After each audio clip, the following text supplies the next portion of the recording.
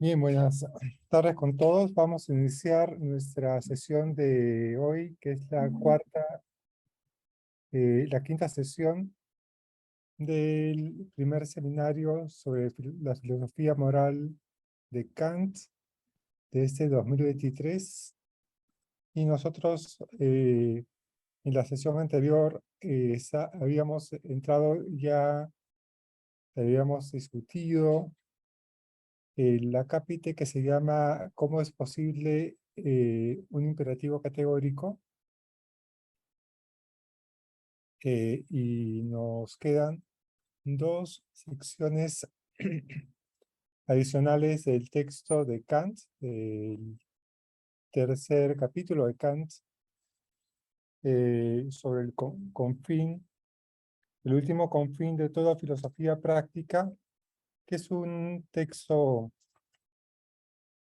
es un acápite largo. Vamos a ver si lo acabamos hoy. Si no, ya tendremos una reunión próximo miércoles. Y lo último que nos quedaría después de eso es las observaciones finales, ¿no? Lo que hemos visto la vez pasada es, en cierto modo, esta idea del fundamento del imperativo categórico y cómo tiene la capacidad de motivar a la persona, ¿no? Entonces, ahora vamos entonces a entrar a revisar, a leer este pasaje que se ubica en la página 180 del texto de Alianza Editorial, la traducción de eh, Rodríguez Aramayo. Y Inés, no sé si te animas a leer el texto. Claro. El último confín de toda filosofía práctica. Todos los hombres se piensan como libres con arreglo a su voluntad. De ahí provienen todos los juicios relativos a las acciones tal y como éstas hubieran debido darse, aun cuando no se hayan dado. Sin embargo, esta libertad no es un concepto de la experiencia, ni tampoco puede serlo, porque perdura siempre, aunque la experiencia muestre lo contrario de aquellas demandas que son representadas como necesarias bajo el presupuesto de la libertad. Por otro lado, es igualmente necesario que todo cuanto sucede sea indefectiblemente determinado según leyes de la naturaleza. Y esta necesidad natural tampoco es concepto de la experiencia, justamente porque conlleva el concepto de necesidad y comporta, por lo tanto, un conocimiento a priori. Pero este concepto de una naturaleza se va confirmando por la experiencia y tiene que ser inevitablemente presupuesto si es que debe ser posible la experiencia. O sea, el conocimiento coherente conforme a leyes universales de los objetos de los sentidos. Por eso la libertad solo es una idea de la razón, cuya realidad objetiva es en sí dudosa, pero la naturaleza es un concepto del entendimiento que demuestra su realidad con ejemplos de la experiencia y así tiene que demostrarlo necesariamente. Ahora bien, aquí se origina una dialéctica de la razón, puesto que con respecto a la voluntad, la libertad que se le atribuye parece hallarse en contradicción con la necesidad natural. Y en esa encrucijada la razón, con un propósito especulativo, encuentra el camino de la necesidad natural mucho más allanado y utilizable que el de la libertad, siendo así que, pese a todo, con un propósito práctico, el sendero de la libertad constituye la única senda sobre la que resulta posible valerse de la propia razón en nuestro hacer y dejar hacer. De ahí que a la filosofía más sutil le resulte tan imposible como a la razón humana más común el marginar a la libertad mediante argucias. Así pues, la razón ha de presuponer más bien que entre la libertad y la necesidad natural de las mismas acciones humanas no se hallará contradicción alguna, puesto que no puede renunciar al concepto de naturaleza ni mucho menos al de libertad. No obstante, esta pseudocontradicción tiene que ser exterminada cuando menos de un modo convincente, aun cuando no pueda concebirse jamás cómo sea posible la libertad. Pues si el pensamiento de la libertad se autocontradijera o contradijese a la naturaleza, que es igualmente necesaria, entonces la libertad tendría que ser abandonada en aras de la necesidad natural. Mas es imposible sustraerse a esa contradicción si el sujeto que se tiene por libre se pensara a sí mismo en igual sentido o en idéntica relación cuando se proclama libre que con respecto a la misma acción cuando se sabe sometido a la ley natural.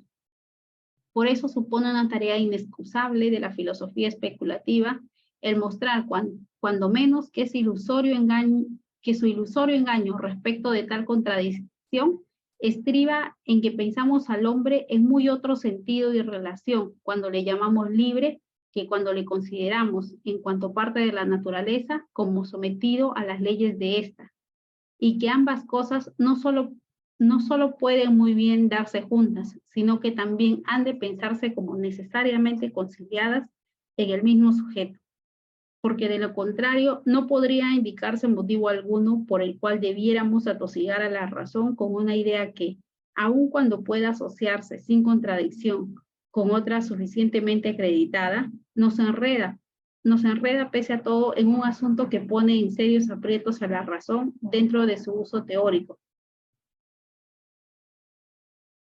Pero este deber solo le incumbe a la filosofía especulativa, para procurar vía libre a la filosofía práctica.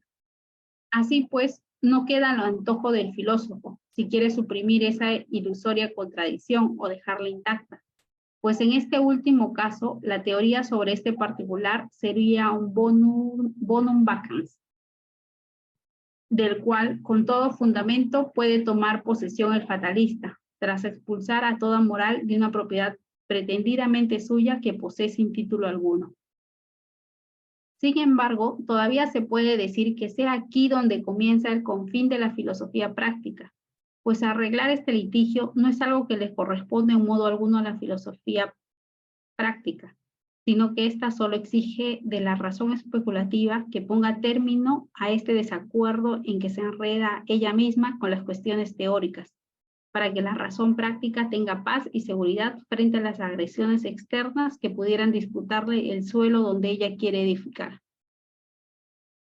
Pero esta legítima pretensión, incluso de la razón humana común, a la libertad de la voluntad, se funda en la conciencia y la correspondiente presuposición de la independencia de la razón respecto de causas determinantes meramente subjetivas, que en suma constituyen cuanto pertenece simplemente a la sensación, y quedan englobadas por tanto bajo el rótulo genérico de sensibilidad.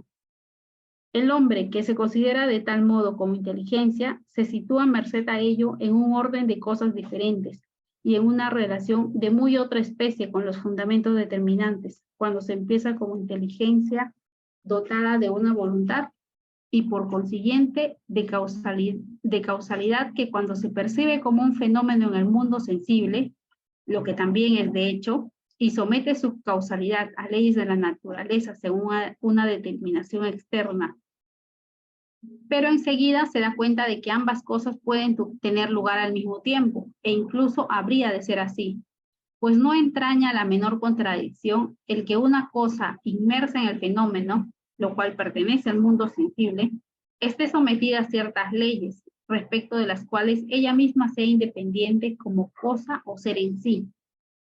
Sin embargo, que el hombre haya de representarse y pensarse a sí mismo de esa doble manera, descansa por lo que atañe a lo primero sobre la conciencia de sí mismo como objeto afectado por los sentidos, y por lo tocante a lo segundo, sobre la conciencia de sí mismo como inteligencia.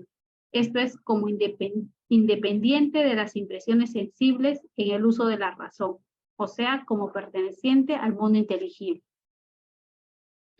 Por eso el hombre se atribuye una voluntad que no deja cargar en su cuenta nada de cuanto pertenezca simplemente a sus apetitos e inclinaciones, y en cambio piensa como posibles a través suyo e incluso como necesarias acciones que solo pueden tener lugar con la postergación de cualquier apetito e incentivos sensibles.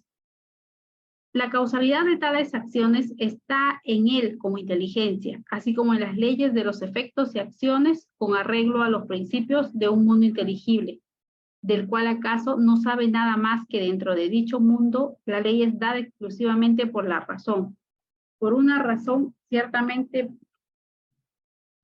pura e independiente de la sensibilidad, sabiendo igualmente que, como en ese mundo él solo es un auténtico yo en cuanto a inteligencia, en cambio como hombre solo es fenómeno de sí mismo, le corresponden inmediata y categóricamente, de suerte que aquello hacia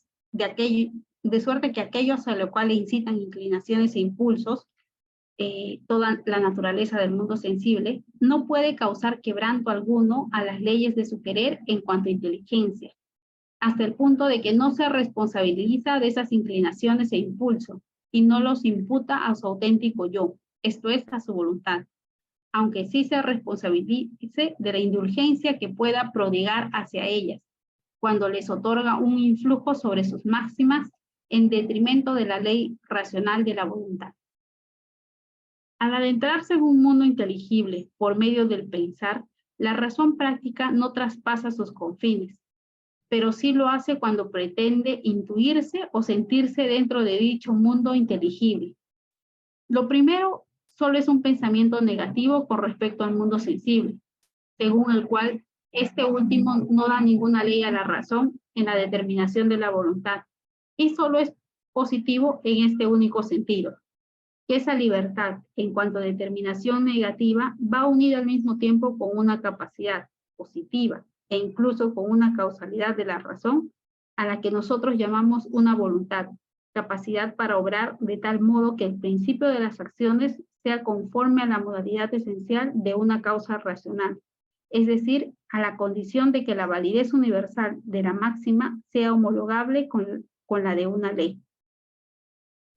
Pero si en ese mundo inteligible la razón práctica fuese a buscar además un objeto de la voluntad, o sea, una motivación, entonces sí traspasaría sus confines y pretendería conocer algo de lo que nada sabe. El concepto de un mundo inteligible solo es, por lo tanto, un punto de vista que la razón se ve obligada a adoptar fuera de los fenómenos para pensarse a sí misma como práctica, algo que no sería posible si los influjos de la sensibilidad fuesen determinantes para el hombre, pero que sin embargo es necesario, a no ser que deba negársele al hombre la conciencia de sí mismo como inteligencia, y por lo tanto como causa racional y activa, o sea, como causa eficiente a través de la razón.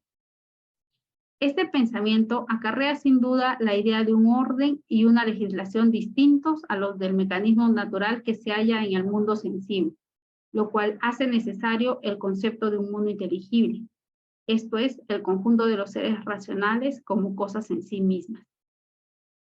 Pero sin la más mínima pretensión de ser algo más que pensar simplemente con arreglo a su condición formal, esto es, conforme a la universalidad de la máxima de la voluntad como ley, o sea, según la autonomía de la voluntad, que es lo único que puede compadecerse con su libertad.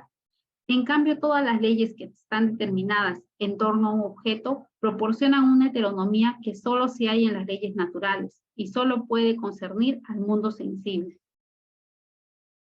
Ahora bien, la razón traspasaría todos sus confines si se atreviese a explicar cómo puede ser práctica la razón pura, lo cual sería tanto como emprender la tarea de explicar cómo es posible la libertad. Pues no podemos explicar nada salvo lo que podemos reducir a leyes cuyo objeto pueda ser dado en una experiencia posible. Sin embargo, la libertad es una mera idea cuya realidad objetiva no puede ser probada en modo alguno según leyes de la naturaleza, ni tampoco, por tanto, en alguna experiencia posible. Por consiguiente, como ella misma nunca puede serle atribuido un ejemplo según alguna analogía, la libertad jamás puede ser concebida ni tampoco comprendida. La libertad solo vale como un presupuesto necesario de la razón en un ser que cree tener conciencia de una voluntad, esto es, de una capacidad diferente de la simple capacidad desiderativa. entre paréntesis, a saber, la capacidad de determinarse a obrar como inteligencia, o sea, según leyes de la razón, independientemente de los instintos naturales, cierra paréntesis. Mas allí donde cesa la determinación según leyes naturales, cesa también toda explicación, y no queda nada salvo la apología. Esto es el rechazo de las objeciones de aquellos que pretenden haber mirado con más profundidad en la esencia de las cosas, y por ello declaran sin vacilar que la libertad es imposible. Solo se les puede mostrar que la contradicción pretendidamente descubierta por ellos aquí, no consiste sino en esto. Como ellos, para conferir validez a la ley natural en relación con las acciones humanas, hubieron de considerar necesariamente al hombre como fenómeno. Y ahora, cuando se les pide que deban pensarlo como inteligencia, también como cosa en sí misma, siguen considerándolo siempre como fenómeno. La separación de su causalidad, esto es de su voluntad, de todas las leyes naturales del mundo sensible, en uno y el mismo sujeto, incurriría ciertamente en una contradicción, pero esa contradicción dejaría de tener lugar si recapacitasen, y como es lo suyo, quisieran confesar que tras los fenómenos todavía habrían de subsistir como fundamento las cosas en sí mismas, aunque ocultas, a cuyas leyes relativas al efecto no se les puede pedir que deban identificarse con aquellas bajo las cuales se hallan sus fenómenos. La imposibilidad subjetiva de explicar la libertad de la voluntad equivale a la imposibilidad de arbitrar y hacer concebible un interés que el hombre pueda adquirir por las leyes morales. Leo el asterisco, me parece, ¿no? ¿No lo escucho, profesor? Termina el párrafo y después leemos el asterisco. Ya, solo un poquito entonces.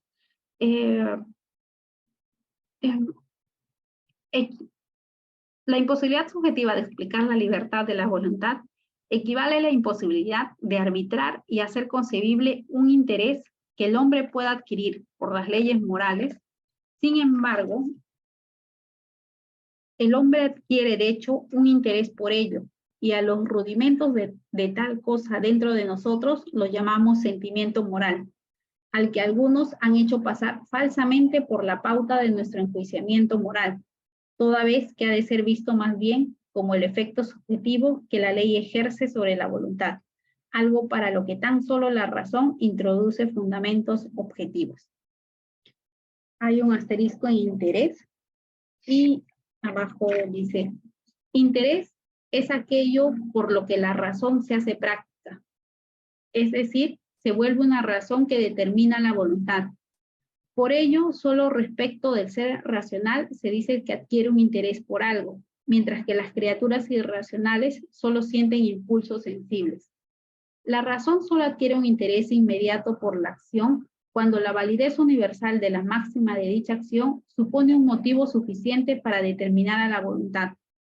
Solo ese interés es puro, pero cuando la razón solo puede determinar a la voluntad mediante otro objeto del deseo o bajo la presuposición de un sentimiento particular del sujeto, entonces la razón solo adquiere un interés mediato por la acción, y como la razón por sí sola no puede descubrir sin experiencia ningún objeto de la voluntad, ni tampoco un sentimiento particular que le sirva de motivo, este último interés solo sería empírico y no un interés puro de la razón.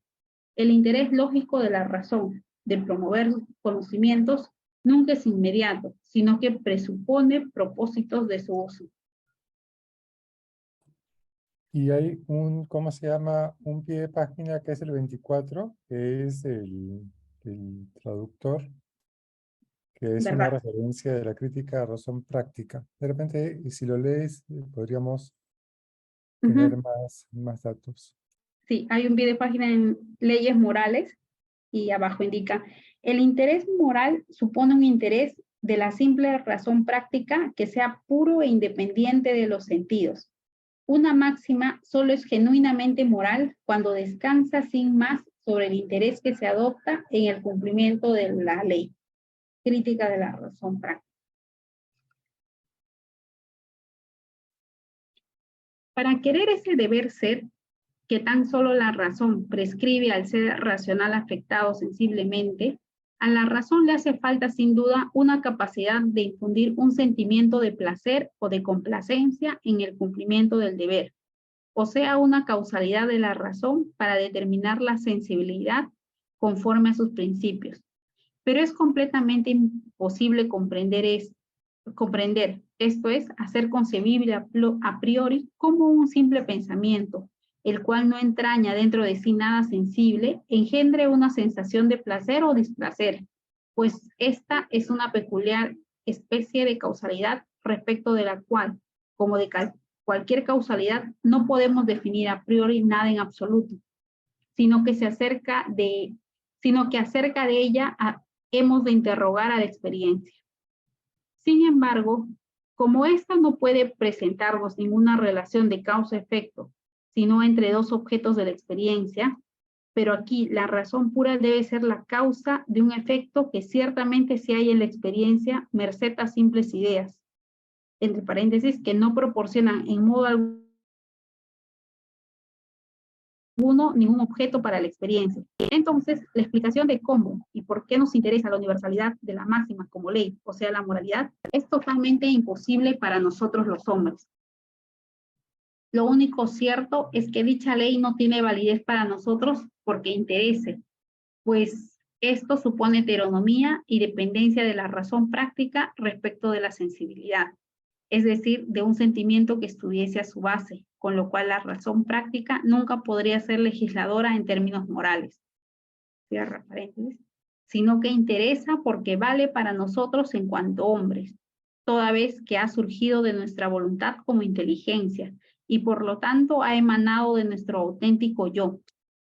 Mas lo que pertenece al simple fenómeno se ve necesariamente subordinado por la razón a la modalidad de la cosa en sí misma.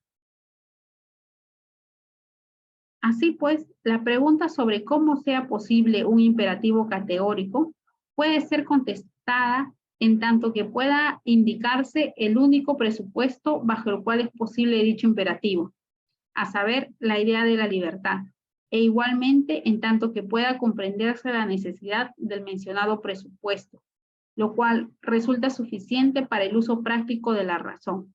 Esto es, para convencerse sobre la validez de tal imperativo y con ello también de la ley moral.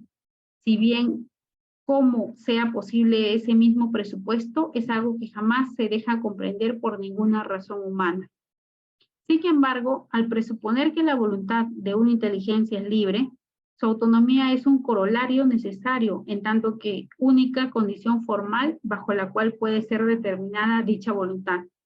Presuponer esta libertad de la voluntad, entre paréntesis, viene, sin contradecir el principio de la necesidad natural en la concatenación de los fenómenos del mundo sensible, cierra paréntesis, no solo es perfectamente posible, tal como puede mostrarlo la filosofía especulativa, sino que para ser un ser racional consciente de su causalidad mediante la razón, o sea, consciente de una voluntad distinta de los apetitos, también es necesario ponerla como condición práctica en la idea de todas sus acciones arbitrarias, por debajo de cualquier otra condición ulterior. Ahora bien, explicar cómo puede hacer práctica por sí misma una razón pura, sin otros móviles que cupiera tomar de algún otro lugar, esto es, explicar cómo el simple principio de la validez universal de todas sus máximas como ley, principio que sería la forma de una razón práctica pura, al margen de cualquier materia, objeto, de la voluntad por la que cupiese adquirir previamente algún interés, pueda suministrar por sí misma un móvil y originar un interés que cupiera calificar de moralmente puro, o con otras palabras, explicar cómo puede ser práctica la razón pura, es algo por lo que toda razón humana es algo para lo que toda razón humana es totalmente incapaz, y cualquier esfuerzo destinado a buscar una explicación para ello supondrá un esfuerzo baldío. Es exactamente lo mismo que si yo intentase averiguar cómo es posible la libertad misma en cuanto a causalidad de una voluntad. pues ahí abandona el fundamento de la explicación filosófica sin tener ningún otro. Desde luego podría revolotear fantasiosamente por el mundo inteligible que resta, el mundo de las inteligencias. Sin embargo, aunque acerca de dicho mundo posea una idea que tiene buena base, con todo carezco del más mínimo conocimiento acerca del mismo, ni tampoco puedo alcanzar jamás ese conocimiento gracias a todo el empeño de mi natural capacidad racional. Esa idea solo denota un algo que resta cuando excluyo de los motivos determinantes de mi voluntad todo cuanto pertenece al mundo sensible, simplemente para localizar el principio de las motivaciones tomadas del campo de la sensibilidad y delimitar sus lindes, mostrando con ello que dentro de sí no abarca del todo la totalidad, sino que fuera de sus fronteras hay algo más, si bien yo no pueda conocer ulteriormente ese plus. Tras segregar toda materia, esto es, el conocimiento de los objetos, de esa razón pura que piensa ese ideal, no me resta sino la forma, o sea, la ley práctica de la validez universal de las máximas, y el pensar la razón conforme a esa ley como posible causa eficiente en referencia a un mundo inteligible puro, es decir, como causa determinante de la voluntad. Aquí el móvil tiene que brillar por su ausencia, y esa misma idea de un mundo inteligible tendría que ser el móvil o aquello por lo que la razón adquiere primordialmente un interés. Pero hacer esto concebible supone justamente el problema que no podemos resolver. Aquí se halla entonces el confín más lejano de toda indagación moral, si bien el determinarlo es también de una gran importancia, para que por un lado la razón no busque en el entorno del mundo sensible, de un modo perjudicial para las costumbres, la motivación suprema y un interés concebible pero empírico. Mas esa delimitación también tiene su importancia, para que por otro lado la razón tampoco bata impotente sus alas en el espacio para ella vacío de los conceptos trascendentes, bajo el nombre de un mundo inteligible, sin moverse del sitio y extraviándose entre quimeras.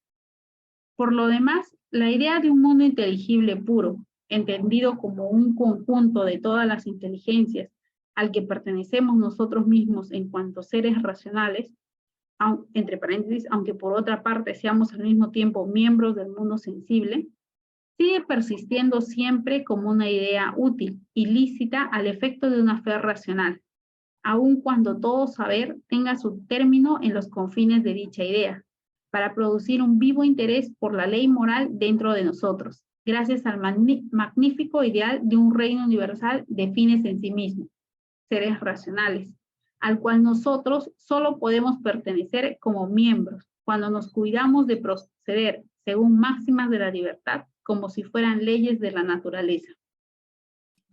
Bien, gracias Inés. Ha sido, ¿cómo se llama? Una lectura maratónica. ¿Mm?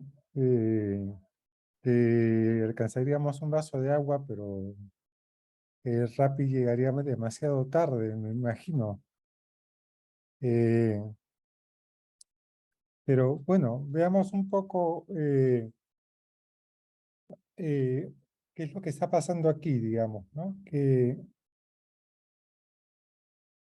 está hablando del confín último de la razón práctica, ¿no? El confín último es como el límite, ¿no? Y hay como dos límites, ¿no? El límite respecto de la razón, del uso teórico, y por otro lado, el límite de lo que la razón práctica, respecto de lo que la razón práctica puede dar razón, ¿no? Esos son los dos límites Claro. que aparecen, ¿no? El límite de lo que podemos conocer y el límite de lo que podemos pensar. Así es, Un poco exactamente. Y comienza justamente con esta distinción, ¿no? Dice, eh, nos pensamos como libres, pero la libertad no podemos conocerla, ¿no? Pero también nos pensamos como determinados por leyes de la naturaleza, pero esas leyes de la naturaleza tampoco las podemos conocer, digamos. Eh, es decir, está, ¿cómo se llama? Diciendo, claro, el ser humano tal como es en sí mismo no es algo posible para nuestro conocimiento. Y el mundo tal como es en sí mismo tampoco. ¿No? Ese es cómo se llama. Entonces, ese es el, el primer paso, ¿no? El segundo paso es entonces hay que abandonar la idea de que podemos conocer las cosas tal como son en sí mismas para ubicarnos en el terreno de los fenómenos. Nosotros la vez pasada hemos visto qué cosa es un fenómeno para Kant, ¿no? Un fenómeno es algo que se elabora gracias a las categorías del entendimiento. Entonces, con la introducción del término fenómeno, entonces uno puede entonces hacer el esfuerzo de tratar de dar razón o de explicar no solamente las relaciones causales. Claro, ¿cómo explicamos los fenómenos? A través de relaciones causales. Entonces, y uno dice, entonces, bueno, también la libertad puede ser explicada como si fuese un fenómeno del mundo natural.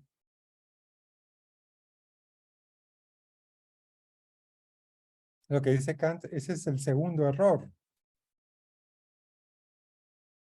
Ese es el segundo error. Es decir, no se puede hacer eso tampoco. Y de hecho ese, ¿cómo se llama? Ese segundo error, junto con el primer error, representan en cierto modo las posiciones que Kant tiene presente en su época y con las cuales se está discutiendo, ¿no? Con el racionalismo, que cree que puede conocer las cosas tal como son en sí mismas, o el empirismo de Hume, que cree que solo hay fenómenos y que, ¿cómo se llama? Que si algo no se puede explicar a través de los fenómenos, tampoco, ¿cómo se llama? Existiría. No sería posible. Entonces, la libertad o la voluntad libre es algo que no se puede explicar fenoménicamente. Por eso, Kant, frente a ambas posiciones, lo que hace es introduce su crítica. Y la crítica consiste justamente en establecer una distinción fundamental entre, ¿cómo se llama? Entre el fenómeno y las cosas tal como son en sí mismas. Y él entonces comienza a conectar, digamos, las cosas de este modo, ¿no? Digamos, los fenómenos están vinculados al entendimiento. Y el número o las cosas tal como son en sí mismas pueden ser pensadas solo a través de la razón. El entendimiento lo que puede hacer es tener conocimiento. Conocimiento, digamos, si ese conocimiento tiene su validez porque está articulado por las reglas del mismo entendimiento. Y la razón solo puede pensar ideas, pero no puede conocer. Por eso tampoco puede darse ninguna explicación de los fenómenos morales. Utilizando fenómenos morales de una manera laxa, digamos, en términos fenómeno. No se puede dar ninguna explicación de ello. Es decir, ni de la libertad, ni de la voluntad libre, ni siquiera de la voluntad, ¿no? Entonces, es ahí donde lo que dice Kant es el problema del debate de la época es que no se asume un doble punto de vista de las personas. Es decir, el ser humano tiene que ser visto desde dos puntos de vista. Desde el punto de vista del fenómeno y desde el punto de vista de la idea de libertad. Entonces, cuando introducimos ese doble punto de vista, entonces, él lo que llama la dialéctica, digamos, que es, ¿cómo se llama? Una especie de ilusión, ¿cómo se llama? Fenómeno ilusorio del pensamiento, desaparece. ¿Ok? ¿Cómo se llama? O deja de ser, ¿cómo se llama? Un problema. ¿Ok? Porque desde un punto de vista, desde el punto de vista fenoménico, podemos vernos a nosotros como condicionados por leyes causales de la naturaleza. Pero desde un punto de vista numénico, podemos pensarnos como libres. Ese doble punto de vista, es el punto de vista, doble punto de vista crítico, es el que termina por resolver el conflicto dialéctico entre determinismo y libertad. Y hay una parte en la que él menciona, lo hemos leído hace un momento, que, claro, hay una cosa muy característica de la voluntad. La voluntad es, ¿cómo se llama? Es algo que se encuentra en el mundo fenoménico, pero pertenece al otro campo, al mundo, digamos, numénico. Y la voluntad puede, ¿cómo se llama? Cobrar interés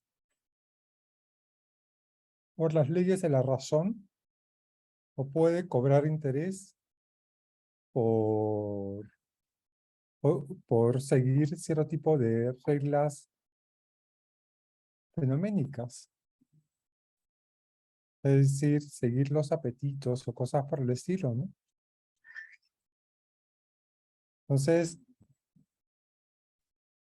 en este texto, en este pasaje largo que hemos leído, lo que hemos visto es más o menos a Kant intentando, haciendo un esfuerzo por hacer, para hacer posible la comprensión de ese fenómeno moral que está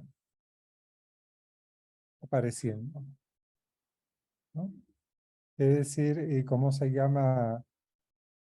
como si tratase dar una y otra vez una giro y otro giro para poder dar, digamos, hacernos comprensible ese doble punto de vista que va a dotar de sentido al lenguaje moral.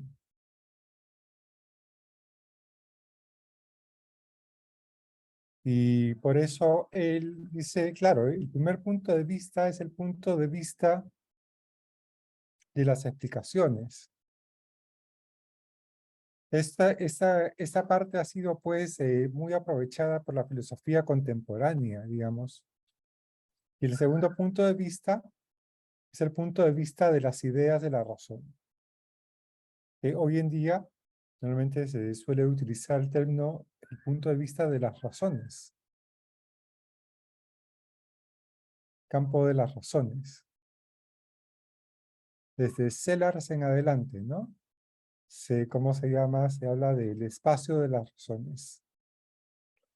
Pero el espacio de las razones es el punto de vista de las ideas de la razón, del pensamiento. Y el espacio y el campo de las explicaciones es el terreno del entendimiento y es el terreno del conocimiento constitutivo. Entonces, claro, lo que pasa es que el campo de la razón, campo de la razón práctica, solamente se puede, ¿cómo se llama?, establecer como límite frente, ¿cómo se llama?, frente a la razón, el uso teórico de la razón. Y se puede señalar que aquellos objetos de la razón práctica no son objetos de conocimiento constitutivo.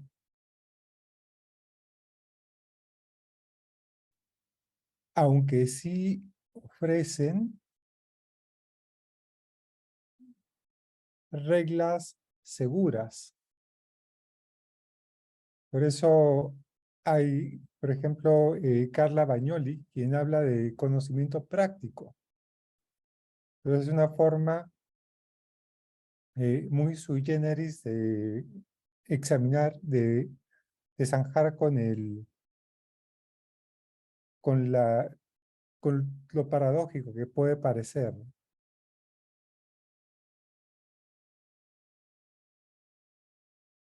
Entonces, lo que él está diciendo es, aquello que es el campo de la razón no corresponde a los conocimientos, tampoco corresponde a las explicaciones. Está fuera del límite de la razón.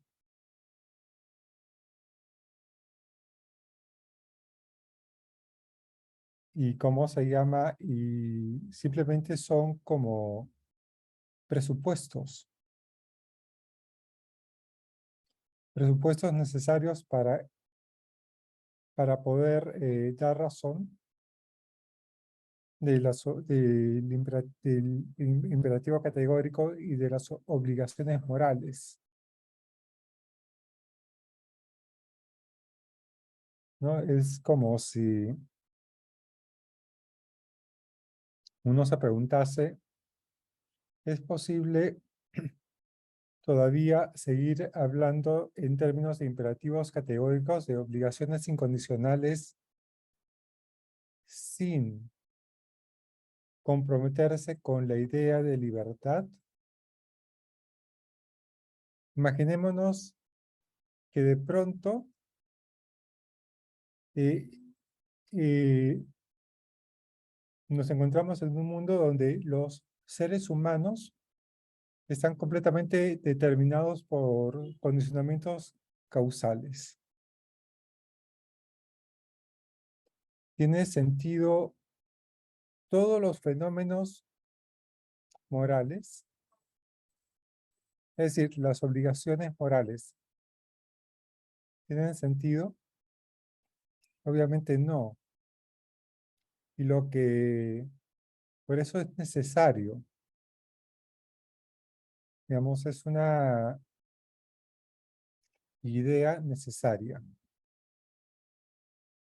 Y eso es compatible con, ¿cómo se llama? Con la idea que tiene Kant de que la razón es arquitectónica. La razón es arquitectónica, es decir, la razón es un todo complejo y bien articulado. Pero la parte de arriba, la parte superior de la razón, es el uso práctico de la razón. Y la parte inferior es el uso teórico de la misma. Es decir, no es que de un lado esté el uso teórico de la razón y del otro lado esté el uso práctico de la razón, como si fuesen dos cosas que están al mismo nivel. No, la relación es así, la relación es así. Es decir, la parte inferior es el uso teórico y la parte superior es como la que cierra la bóveda. La que cierra la bóveda es el uso práctico de la razón. ¿Por qué? Porque permite justamente darle sentido a un conjunto de fenómenos de la experiencia.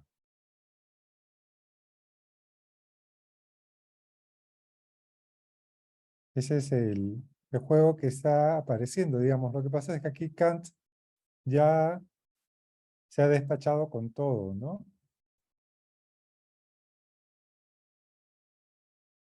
Inclusive viene el pasaje contra Platón, ¿no? La paloma que piensa que puede volar más, digamos, Que puede volar mejor en un espacio vacío, dicen.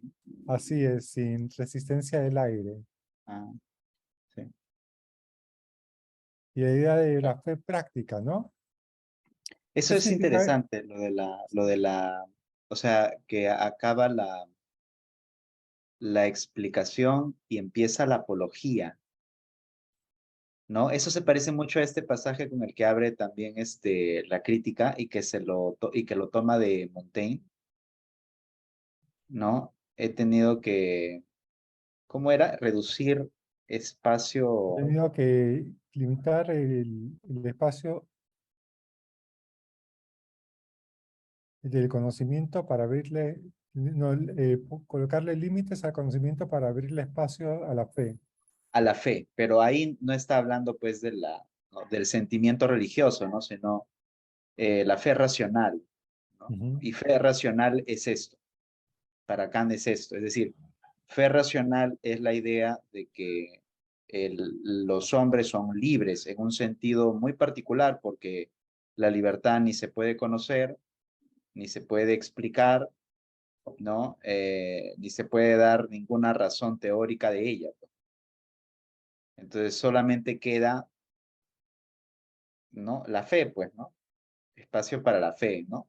Y fe racional, ¿por qué? Porque se trata de en otro lado lo va a decir, ¿no? Él habla de estas ideas como de eh, creencias prácticas, ¿no? Tiene esta expresión creencia para ese tipo de ideas, ¿no? Es decir, Ujú. tienen eh, la naturaleza de una hipótesis, pero tienen el suficiente sustento para que sean tenidas por válidas, ¿no? Es Claro. decir, no cabe dudar de ellas, pero no son conocimientos, ¿no?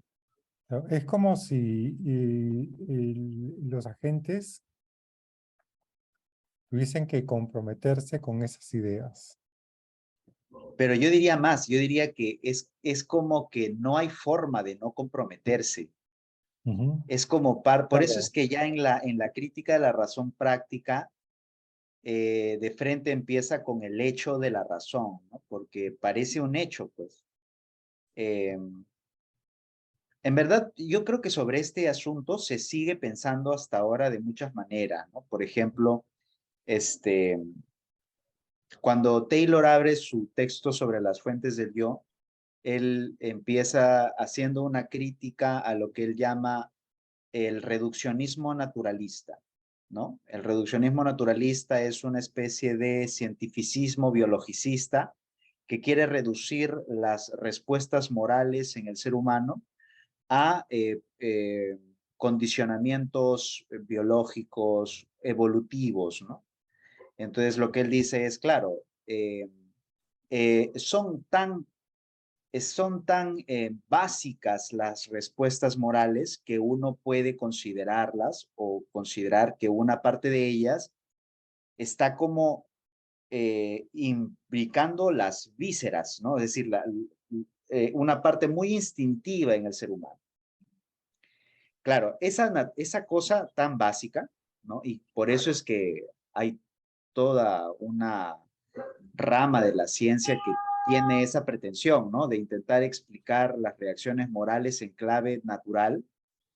Tiene que ver con eso, con que nuestras reacciones morales son tan inmediatas que a veces parece que estamos como, ¿no? Que hemos venido al mundo con ciertos dispositivos de fábrica, ¿no? Para reaccionar así.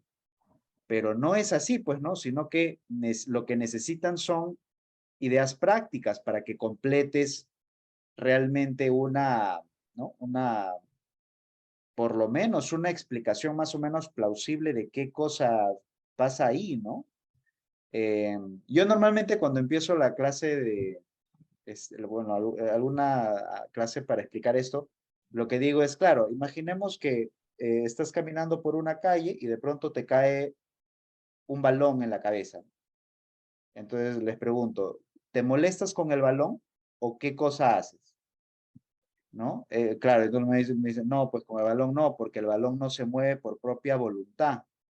Entonces busco a quien ha estado jugando con el balón y lo que hago es que me indigno. ¿Y por qué me indigno? Porque yo asumo de una manera además como muy básica que esta persona pudo haber hecho otra cosa, pudo haber tenido una conducta diferente de la que ha tenido. Entonces, lo que yo estoy haciendo cuando yo atribuyo responsabilidad a otra persona es que asumo que tanto esa persona como yo somos libres. La libertad está como presupuesta, ¿no? En todas nuestras reacciones morales, la vergüenza, la culpa, la indignación, ¿no? Etcétera, etcétera. No hay manera de no presuponerla. Entonces, lo que acá nos está diciendo aquí es básicamente eso. Es decir, hay que asumir que somos libres, ¿no? Porque si no, no se puede explicar desde la otra perspectiva del fenómeno, ¿no? Porque nunca encontraremos, que eso es lo que me parece interesante también de cómo es que él habla de estos dos momentos en el confín último de la razón práctica, ¿no? Claro, en el primer sentido, la razón especulativa solamente puede tener una labor negativa, dice, ¿no? Solamente puede decirnos hasta dónde, ¿no? Hasta dónde puede ir la razón teórica en su empresa. Pero en la razón práctica ocurre otra cosa, ¿no? Que la razón práctica también iría más allá de sus confines si pretendiera, dice Kant, sentirse o intuirse en ese mundo, ¿no? Es como si uno pretendiera considerar la posibilidad de que hay una causa en el mundo inteligible, ¿no? Que de alguna manera opera, ¿no? O que hay un objeto que se persigue, un objeto de la voluntad. Claro, entonces tampoco cabe hacer ese salto, ¿no? Tampoco cabe hacer, entonces claro, lo único que tenemos es una división entre puntos de vista, ¿no? Y eso es todo lo que cabe hacer ahí, ¿no? Pero, entonces, claro, eso es, de esta parte, claro, además, en la explicación de Kant aquí, da vueltas sobre el punto, porque parece que lo que quiere asegurarse es no estar dejándose algo, ¿no? Claro, en el debate de la época hay muchas posiciones sobre qué pasa con la libertad, ¿no? Por ejemplo, está la posición de Spinoza, ¿no? La posición de Spinoza es muy simpática porque para Spinoza, por ejemplo,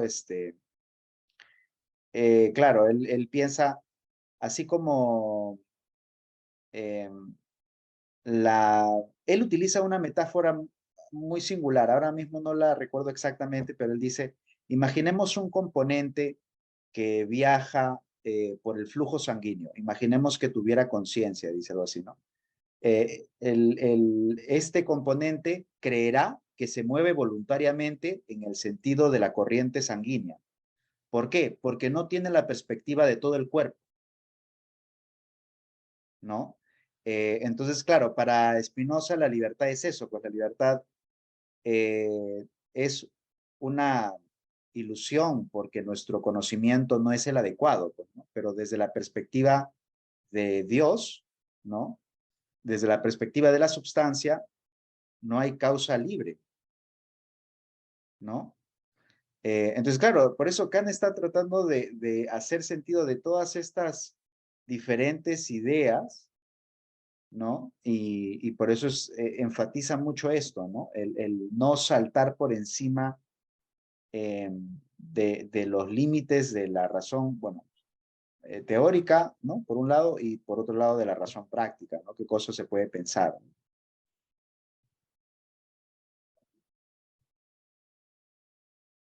Ujú. Claro, es importante tener en claro, digamos, la, la argumentación racionalista, ¿no? Digamos, y claro, Spinoza es un racionalista entre otros, y lo que hace Spinoza es simplemente sigue con las cosas, y avanza un poco más en el desarrollo de las cosas tal como Descartes las había dejado. Claro. Pero desde el punto de vista eh, racionalista, aquí hay que tener en claro una cosa, ¿eh? Digamos, no hay que pensar que Kant es un racionalista. Ujú. Kant, claro, Kant se formó dentro del racionalismo, digamos, pero hay muchos filósofos, muchos estudiosos o muchos filósofos o mucha gente aficionada a la filosofía que inmediatamente identifican a Kant con el racionalismo porque habla de la razón. Así que es el error común de los manuales, ¿no? Los manuales de Claro, filosofía cometen ese error. claro. Pero, a ver, pero la estructura, digamos, del pensamiento racionalista es más o menos esta, digamos. Es, hay dos tipos de acceso a la realidad. Las cosas tal como son, digamos, las cosas materiales, las cosas del mundo, o ciertos objetos que están más allá, más allá. Las cosas del mundo sensible son, ¿cómo se llama? Son cosas de menor jerarquía, de menor valía, porque el conocimiento de ellas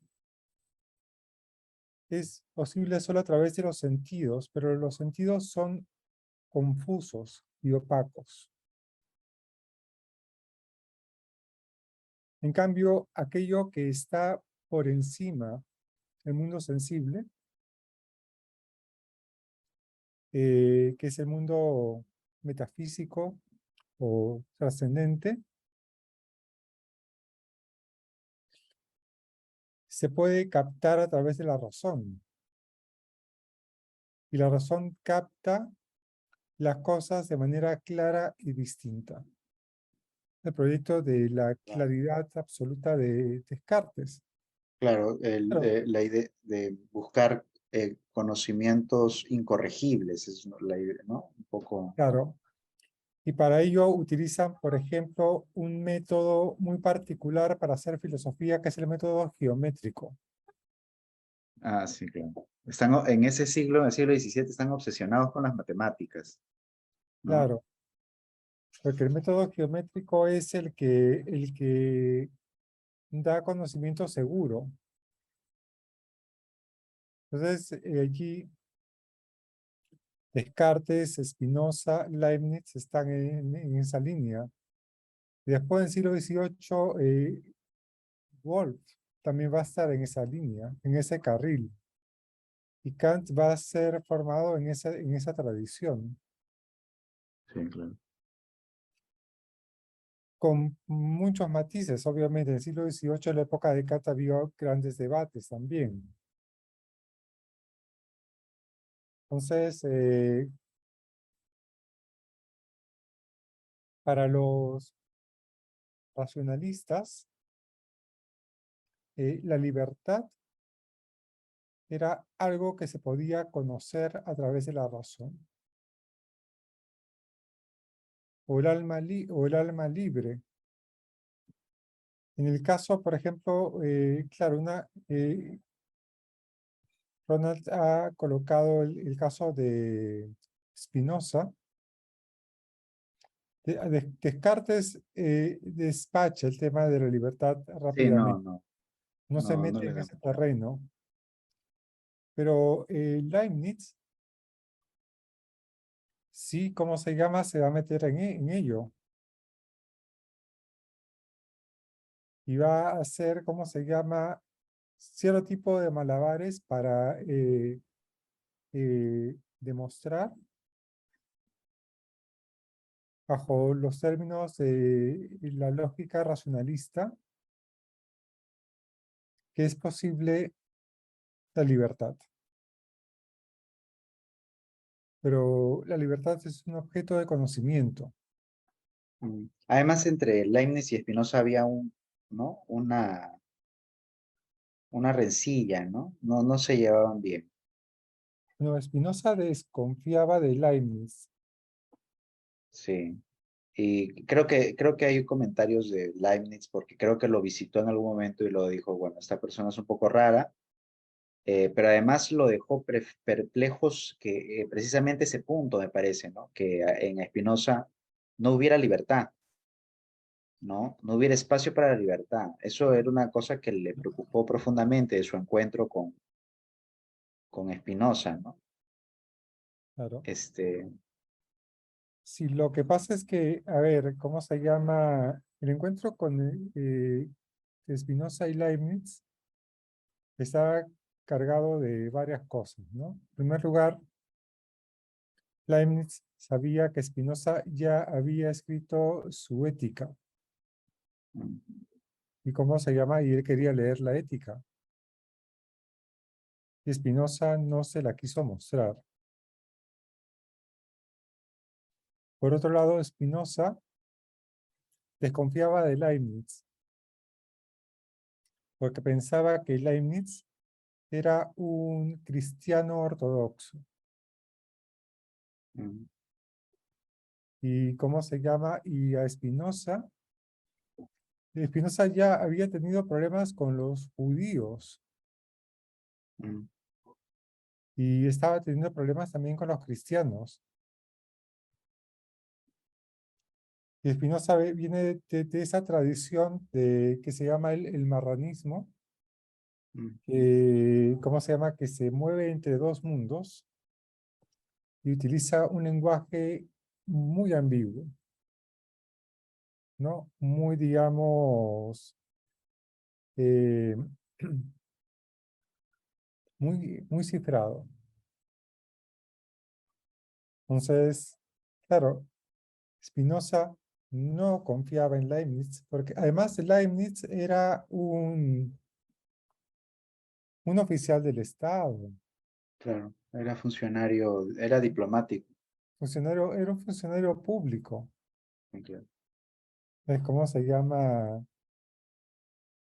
Spinoza tenía razones para desconfiar de Leibniz.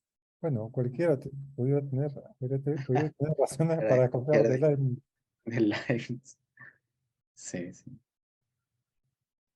Pero bueno, más allá de todo eso, lo que hace Kant es romper con esa tradición. Mm, Y lo que dice es, eh, la razón no tiene conocimientos. mm, La razón no tiene conocimientos. Todo conocimiento es discursivo, no es intuitivo. La razón puede tener, si tuviese conocimientos, tendría conocimientos intuitivos. Aquí hay una cosa importante respecto de Descartes, ¿no? Descartes, cuando dice pienso, existo, digamos, a través de, ¿cómo se llama? Dentro del contexto de la meditación. Una meditación es un ejercicio de clarificación y de purificación. Entonces, lo que él hace es aclarar sus ideas para llegar a una intuición. mm, Es- la idea no es que pienso, en consecuencia existo, no es una relación causal, no es una relación causal, sino que el pensar me conecta con la intuición de mi existencia.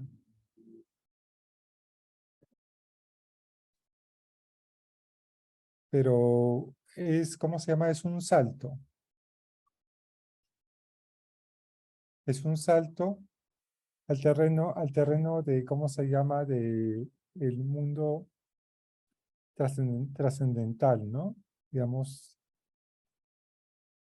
ese mundo trascendente, mejor dicho, cuyos objetos pueden ser captados por la razón.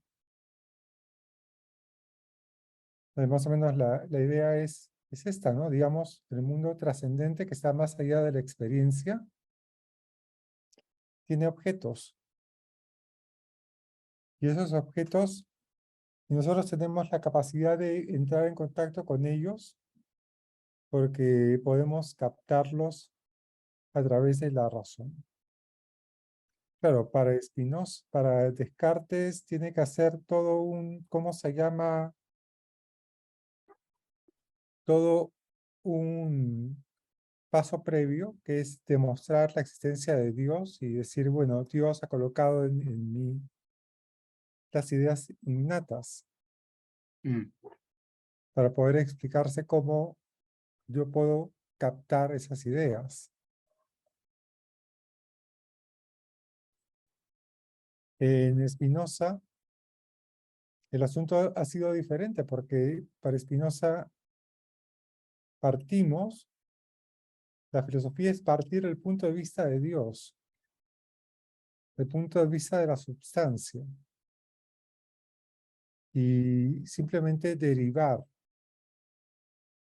Como cuando uno parte de axiomas, lo que mm, hace es deriva un conjunto de conocimientos, ¿no? El punto y la recta y después todas las figuras geométricas. Y en Leibniz es más barroco el asunto, mm, ¿no? Porque Leibniz quiere recuperar a Aristóteles de alguna forma, porque Aristóteles sigue siendo el filósofo oficial de la ortodoxia cristiana. Y Leibniz no quiere romper con la ortodoxia cristiana. Ya a Descartes y a Spinoza le fue mal, ¿no? A Descartes le va mal porque él no parte de la afirmación de que Dios existe. Él parte de la afirmación de que yo soy una cosa pensante Mm, y de alguna forma tiene que derivar la existencia de Dios. La idea de que Dios existe es un derivado dentro del argumento. Claro, la ortodoxia cristiana no le habría gustado para nada esa estrategia. mm, Y por eso condenan a Descartes. En una conferencia que dio Federico Camino hace muchos años, que se llama ¿Por qué leer a Descartes hoy? Una señora le preguntó ¿por qué la iglesia condenó a Descartes? La respuesta de Camino fue porque Descartes pensaba.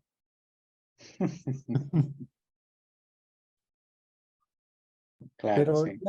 Leibniz, digamos, quería, digamos, llevarse bien, pues, con la ortodoxia. Mm, Por eso trata de articular el cartesianismo con, ¿cómo se llama? Con la ortodoxia cristiana. Y eso está presente ya en el siglo XVIII pasa, porque Leibniz ya estamos hacia el final del siglo XVII. mm, Digamos, Leibniz está más cerca de Wolff que de Descartes. ¿Ok? Digamos, generacionalmente y mm, intelectualmente, digamos, ¿no? Ya para Wolff, el asunto sigue siendo la conexión entre esa ortodoxia cristiana y el racionalismo descartesiano, ¿no? mm. Con muchos matices, obviamente. Claro, sí, porque en Wolf aparece esta idea de una perfección posible gracias a mi acción o gracias a mi actividad. Entonces, claro, cuando Kant está discutiendo los principios posibles principios, ¿no? Habla del principio de perfección, ¿no? Y dice, bueno, son principios racionales, ¿no? Y está hablando de Wolfgang, ¿no? Pero claro, Wolf también está en ese terreno, ¿no? De la heteronomía, ¿no? Sí, sí. Bien, digamos, en cierto modo, no es fácil entender las implicaciones de los textos de Kant si es que no se tiene en claro, digamos, el debate europeo del siglo XVII y el siglo XVIII, ¿no? Mm, Digamos, Kant en cierto modo cierra el debate sí. y abre un nuevo debate. Y a ver otra cosa, porque luego de Kant, o sea, esa parte, esta eh, diferencia entre un punto de vista del fenómeno y del númeno, es esencial para todo el debate posterior, ¿no? Porque, y además es una diferencia que no ha sobrevivido bien, ¿no? Hay una serie de desarrollos a partir de lo que se llamó luego el positivismo lógico, ¿no? En donde nunca recepcionó bien esta distinción kantiana entre el fenómeno y la cosa en sí, ¿no? Hoy en día me parece que se está intentando retomar cuando se habla de la normatividad, ¿no? Del espacio de las razones, pero durante mucho tiempo fue muy mal entendida, ¿no? Porque los que retomaron el proyecto de Kant, digamos, el neocantismo, ¿no? También se quedaron solamente con la parte teórica de Kant y, claro, era solamente hablar del fenómeno. O, por ejemplo, ¿no? Una cosa que esto forma parte de mis estudios de la tesis, ¿no? Por ejemplo, Kelsen, ¿no? Eh, Kelsen es la demostración, o sea, una cosa tan ostensible, ¿no? De este problema, porque Kelsen está haciendo derecho, está tratando de escribir una teoría del derecho a la que llama pura, y Kelsen conoce a Kant, no sé si directamente o indirectamente, pero conoce a Kant, eh, y no hace caso de la distinción.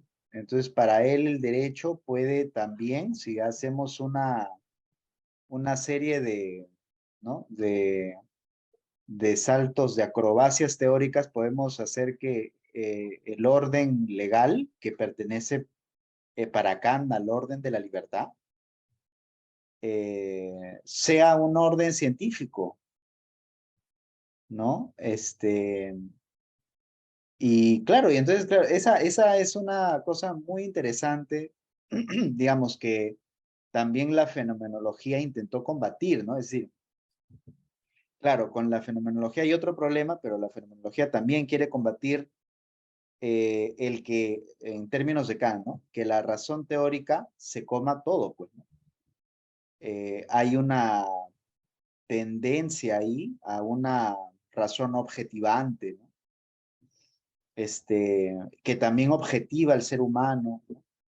Y entonces, claro, se pierde el contacto con las ciencias, ¿no?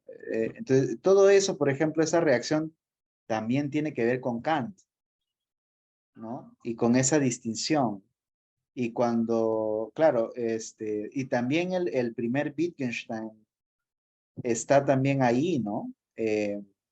Haciendo, o sea, esto también no se sabe con certeza si Wittgenstein leyó o no leyó la primera crítica, pero su trabajo parece, ¿no?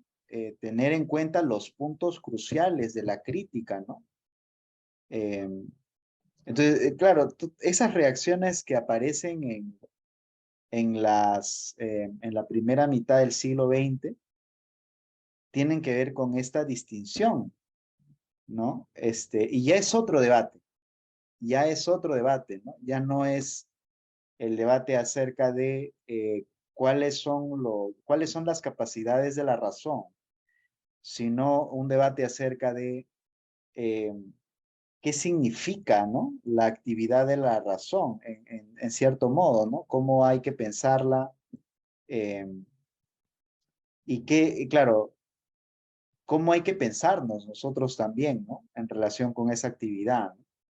Entonces sí, a mí me parece que eso no ha envejecido nada, pues, ¿no? O sea, de todo lo que uno puede decir, bueno, Kant, aquí sí, pues, no, ya las matemáticas hoy en día van por otro lado, ¿no? Pero esa distinción es una distinción que se mantiene vigente, pues, ¿no? Ujú.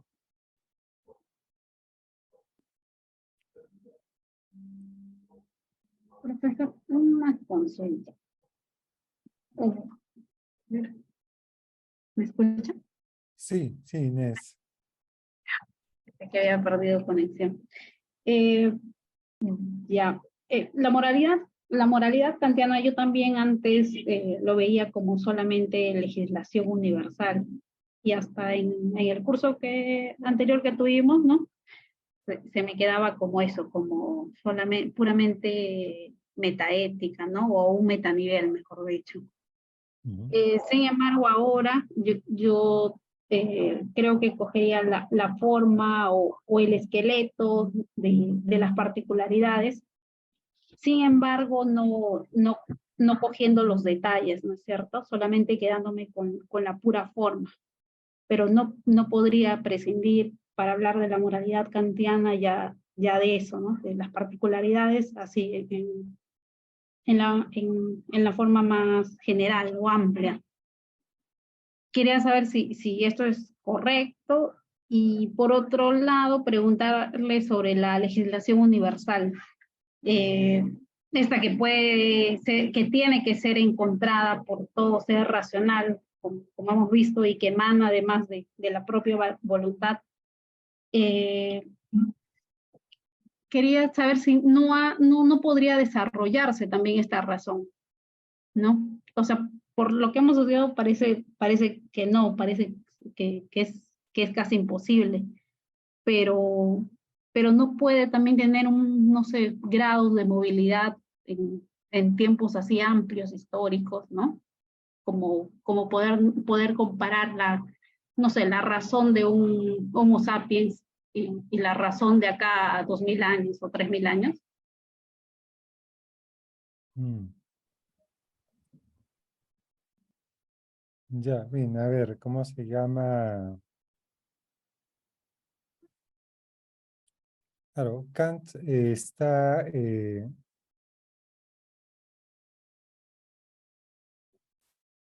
cuando habla de la razón, habla de la naturaleza racional. Mm. Y la naturaleza racional no es solamente el ser humano, no todo posible ser racional. Entonces, en ese sentido,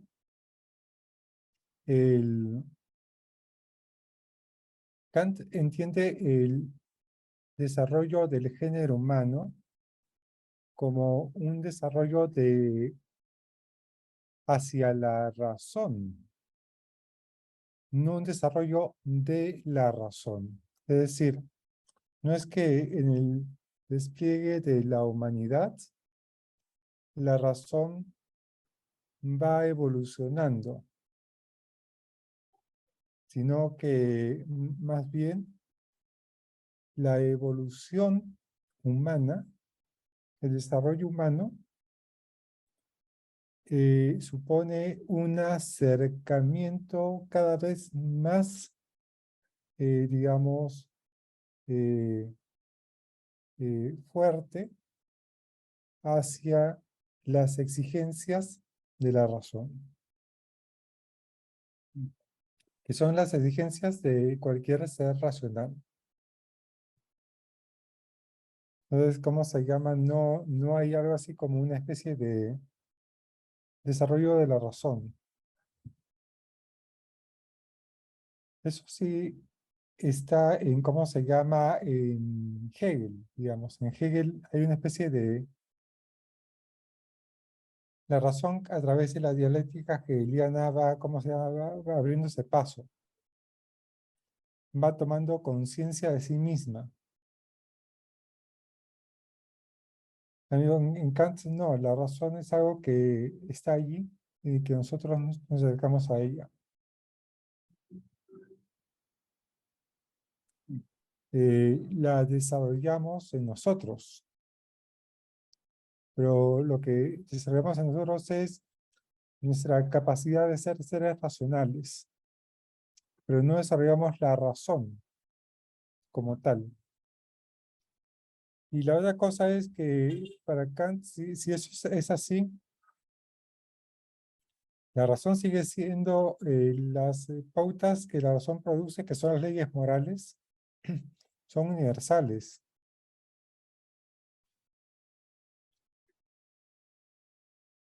Son universales. Son válidas para todo ser racional. No, ¿cómo se llama? Eh,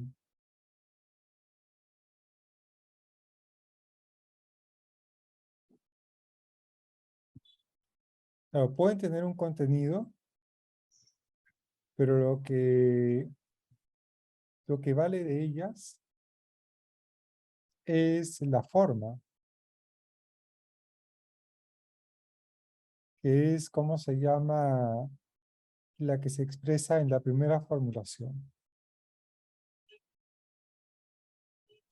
la forma de la universalidad, ¿no? Universalidad irrestricta.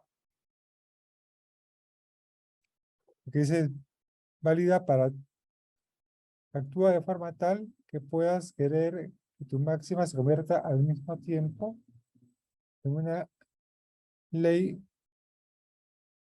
universal, válida para todo ser racional.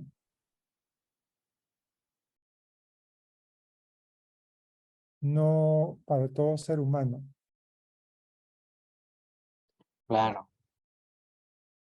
Y además hay varias cosas que Kant dice ahí que uno no les presta mucha atención, ¿no? Por ejemplo, una de esas cosas es que eh, las tres formulaciones son maneras de acceder, accesos. O sea, Kant no está pensando que el imperativo categórico es un algoritmo, ¿no? Eh, digamos, yo hago el ejercicio y me sale siempre 5. No, esa no es la manera en que está pensando Kant en ese problema, ¿no? Y dice Kant, claro, hay que usar las tres, ¿no? Hay que usar las tres, pero la más intuitiva para nosotros es la primera, dice. Entonces, en realidad no es una, digamos, lo que a mí siempre me ha parecido es que eh, lo que sí es una cosa, digamos, hasta aparece en la lógica Hegel, ¿no? De Kant. El deber es un concepto de la razón, ¿no? Eso sí, ¿cuál es el contenido de ese deber que se supone además que debe ser válido universalmente? Eso es lo que se supone que estamos tratando de resolver, ¿no? Constantemente además. Y se supone que nuestra razón tiene que ayudarnos en ese propósito. Pero Kant no asume que, claro, que eso vaya a ser pues inmediato, ¿no? Además, claro, hace falta no solamente razonar, ¿no? Sino que hace falta también, y esto ya está fuera del programa de la fundamentación, pero hace falta una educación moral conveniente, ¿no? Eh, por eso Kant previene en la fundamentación acerca de, eh, puede ser de que uno tenga creencias de que tiene muy buenas intenciones. Entonces hay que sospechar también de esas creencias, ¿no? Porque no vale simplemente con decir, bueno, ya, esto como soy una persona bien intencionada, entonces tengo buena voluntad. Entonces, claro, no es una cosa tan inmediata, ¿no? Y por eso es que esta idea de la legislación universal, en donde queda mejor entendida, o sea, donde queda mejor apreciada a cuál es el punto con esa idea, es en la última formulación, que es la formulación de la autonomía, que tiene que ver con un ideal de la razón, con el ideal del reino de fines. Recién ahí aparece una comunidad moral, ¿no? Es decir, aparece un reino en donde no solamente hay una legislación, sino además están todos los fines finales y los fines relativos, ¿no? Entonces, y esa idea, ese ideal, recién aparece en la última formulación. Eh, y aparece como ideal también, ¿no? Entonces sí, o sea, no hay una cosa así como, bueno, yo he encontrado que eso podría parecer que estaría diciendo Kant, ¿no? Es como si tú vas a intentar buscar como piecitas de esa legislación. No, así no funciona el asunto, me parece a mí, ¿no?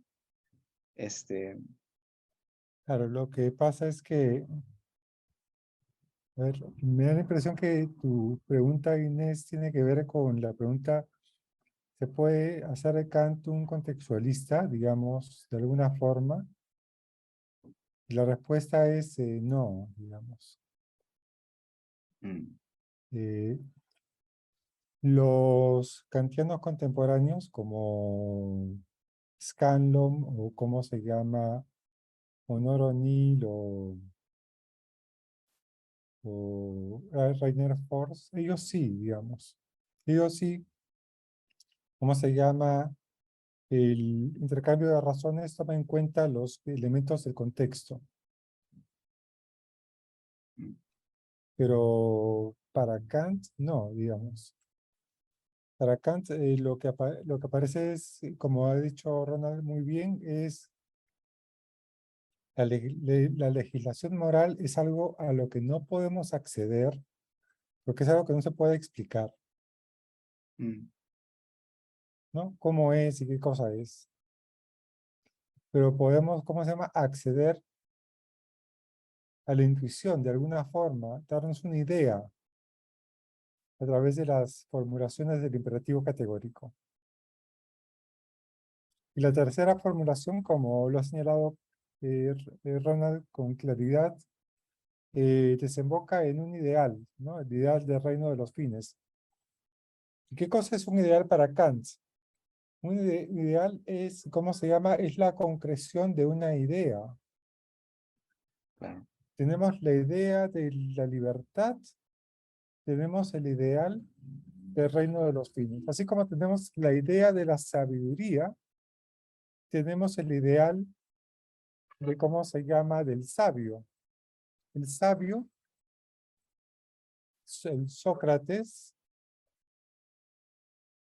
es, es la concreción, es decir, es la unificación sensible, por decirlo de alguna forma, del ideal claro. de sabiduría. Es como el plan, ¿no? Claro. Claro, Hay una expresión en la crítica de la razón práctica que apunta a eso, ¿te acuerdas? Que llama arquetipo, arquetipo, ¿te exactamente. acuerdas? Sí. Llama arquetipo, claro, un arquetipo, ¿no? Mm, Es algo que nos ayuda a acercarnos a la idea. Por eso Kant, claro, en la crítica de razón pura, él trabaja muy bien la diferencia entre idea e ideal.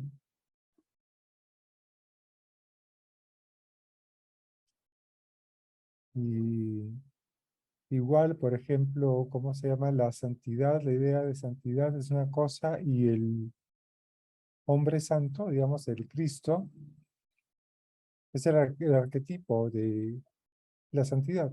claro, claro. Sí, Gigi.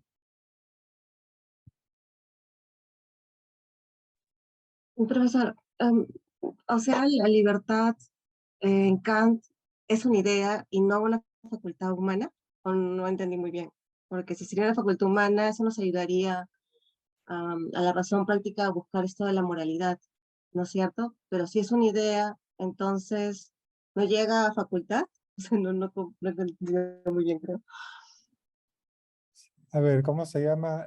Es una idea de la razón.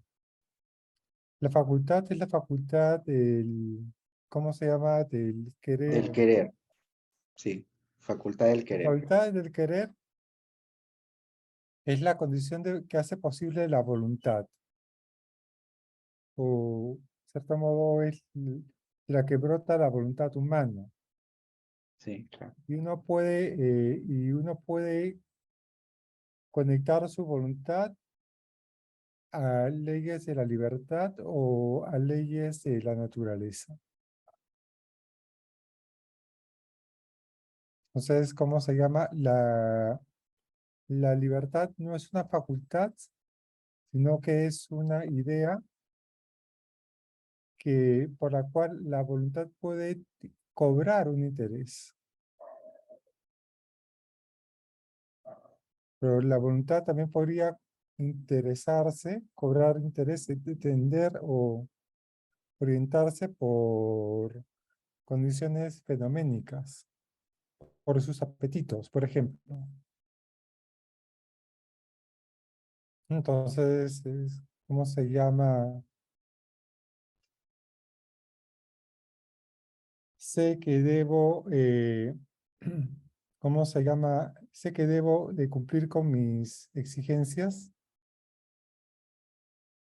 respetar a la otra persona, etcétera, pero sin embargo, mi mis apetitos o mis deseos van por otro lado. Entonces ahí es donde yo tengo que tomar una decisión. ¿Hacia dónde voy a orientar mi voluntad? Ese es el...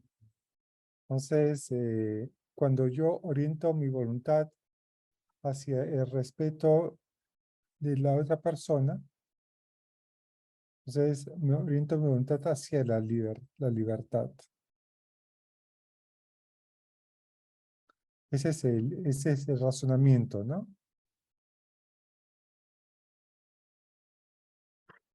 Ya voy entendiendo un poco mejor. Gracias.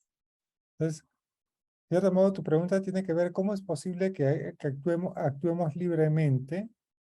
Es posible porque tenemos una voluntad que puede orientar, que no está condicionada por las leyes causales. Ese es el asunto, ¿no? Digamos, claro, lo que lleva a confusión es que la voluntad es libre, pero también, ¿cómo se llama? Puede orientarse por intereses fenoménicos. De repente este pasaje de la metafísica ayuda. Bueno, es un pasaje largo. Voy a leer la primera partecita y luego esta otra, ¿no? Dice, la facultad de desear o también del querer, porque aquí se ha traducido Gemüt, ¿no? Eh, perdón, sí. Sí, la facultad de desear, no, perdón, Gemüt es ánimo. La facultad de desear aquí, ¿cuál es la traducción? Willen debe ser, ¿no? Sí. Con el deseo, perdón, la facultad de desear es la facultad de ser por medio de sus representaciones, causa de los objetos de estas representaciones, ¿no? La facultad, que añade otra cosa, ¿no? La facultad de ser, de actuar, perdón, de un ser de actuar según sus representaciones se llama vida, ¿no? Entonces, claro, ¿qué es la facultad del desear? La capacidad de ser causa de los objetos de sus representaciones, ¿no? Que esto es compatible con lo que nos ha dicho en el segundo capítulo. Y luego nos dice, como 2 páginas más adelante, la facultad de desear según conceptos se llama facultad de hacer o omitir a su albedrío, en la medida en que el fundamento de su determinación para la acción se encuentra en ella misma y no en el objeto. En la medida en que esta facultad está unida a la conciencia de ser capaz de producir el objeto mediante la acción, se llama arbitrio. Pero si no está unida a ella, entonces su acto se llama deseo. La facultad de desear, cuyo fundamento interno de determinación y por tanto el albedrío mismo se encuentra en la razón del sujeto, se llama voluntad. Por consiguiente, la voluntad es la facultad de desear, considerada no tanto en relación con la acción como el arbitrio, sino más bien en relación con el fundamento de determinación del arbitrio a la acción, y no tiene ella misma propiamente ningún fundamento de determinación ante sí, sino que en cuanto ella puede determinar el arbitrio, es la razón práctica misma, ¿no? Entonces aquí lo que nos está diciendo Kant es que el voluntad no es simplemente la capacidad de elegir, ¿no? Capacidad de elegir es a esto que llama arbitrio, ¿no? La capacidad de optar por un curso de acción. Sino que voluntad está conectada más bien con ser ella misma la que determina, ¿no? Por completo cuál va a ser la determinación del arbitrio, ¿no? Que va a originar la acción. Entonces, claro, la concepción aquí de voluntad es mucho más estricta, ¿no? No tiene que ver. Claro, y la idea de libertad, por otro lado, en realidad es una condición de la voluntad, ¿no? Es una condición de la voluntad, ¿no? No es la facultad, que es facultad del querer o facultad del desear, ¿no? Entonces, sí, hay varias partes, pero sí hay que ir con calma porque, claro, Kant es ahí bien sistemático, ¿no? Ujú. Sí. Bien, ¿cómo se llama? Es un asunto que hay que además va desarrollando, ¿no? Porque el texto que has leído es de finales de la década de los 90, digamos. Claro, sí. Y hay algunas modificaciones y variaciones también, ¿no? Eh,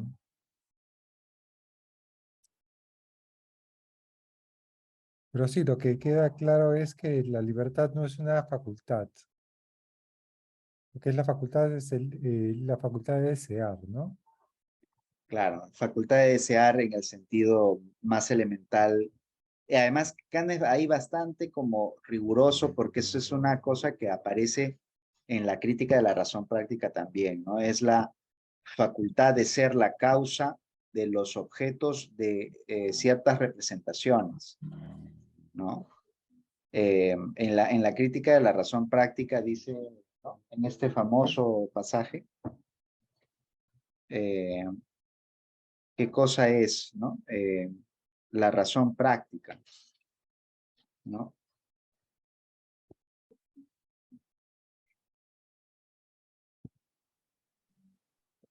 Si me dan un minuto lo encuentro.